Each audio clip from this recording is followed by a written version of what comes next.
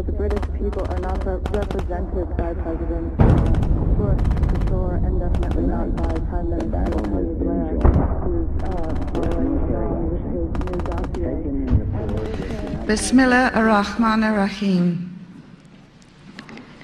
Brothers, sisters, friends, Assalamu alaikum. Welcome.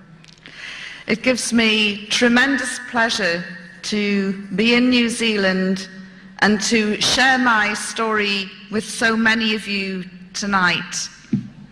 Now I can see a lot of non-Muslims in the room. Just relax, I'm not Islam's answer to Billy Graham. I want to share the story with you so you can enjoy it, maybe understand a little bit more about Islam. The title of the story is From Kabul to Kaaba, but I want to take you back a few weeks before I entered Kabul. I want to take you back to September 11. I bet everyone in this room can remember exactly where they were, who they were with, what they were doing when they heard about September 11. The Muslims that I have spoken to who saw the horrific events unfold on television told me that at the moment of the second plane going into the Twin Towers and realizing it was a terrorist strike, their first reaction was, please God, don't let this be the work of Muslims. I was in my newsroom in Fleet Street in London when I noticed people gathering around the television sets that were there. And I shouted over to somebody at the Sunday Express and said, what's going on? And they said, oh, there's been a terrible accident. There's a plane crashed into one of the Twin Towers in New York. And there's something compelling, isn't there, about live news breaking and live pictures. And I went up and joined everybody else and watched the drama unfold. And then we saw the second plane going in. I've told you about the immediate reaction of Muslims. My immediate reaction was, this is a big, big story. It's bigger than the assassination of JFK, could even be bigger than man landing on the moon. I've got to get out to New York.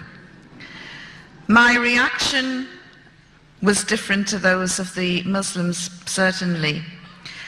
By the time I got to Heathrow Airport, the Twin Towers had imploded, the Pentagon had been hit, a plane had gone down in Pennsylvania. America was at war, it was under siege. Her airspace had been closed down, her borders had been sealed, and I physically couldn't get into the country. No matter which airline or which route I looked at, it was impossible. And so I hung round Heathrow in and out for the next 4 days. Finally, I got that ticket for the first flight out to New York.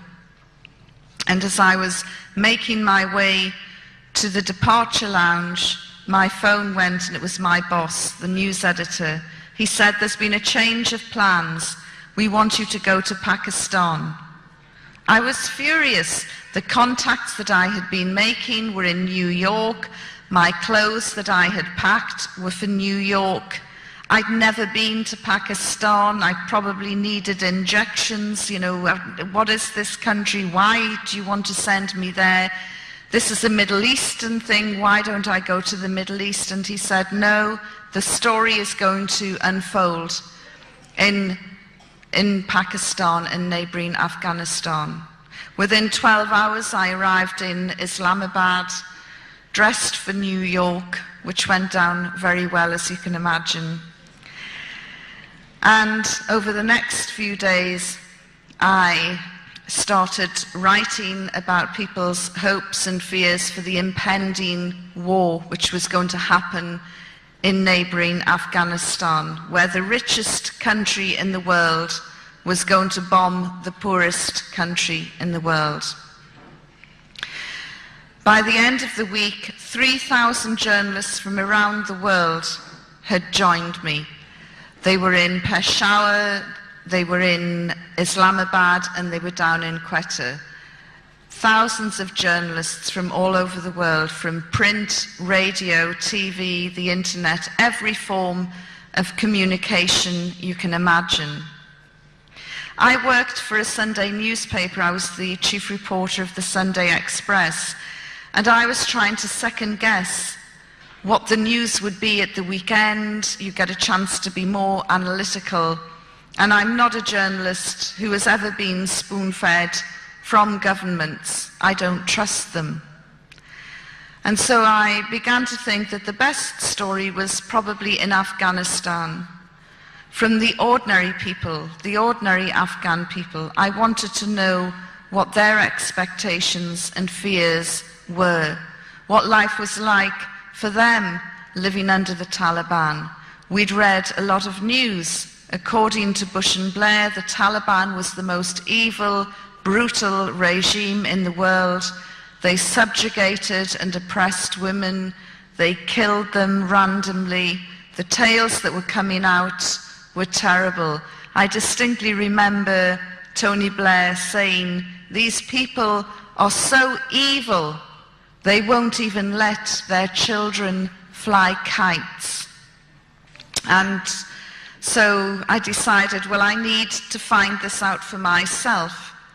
And I went to the Taliban embassy in Islamabad, and I tried 3 times to get a visa, and 3 times I was rejected. And so in the end, with my guides, I had got 2 or 3 guides who were helping me, I decided to sneak into Afghanistan.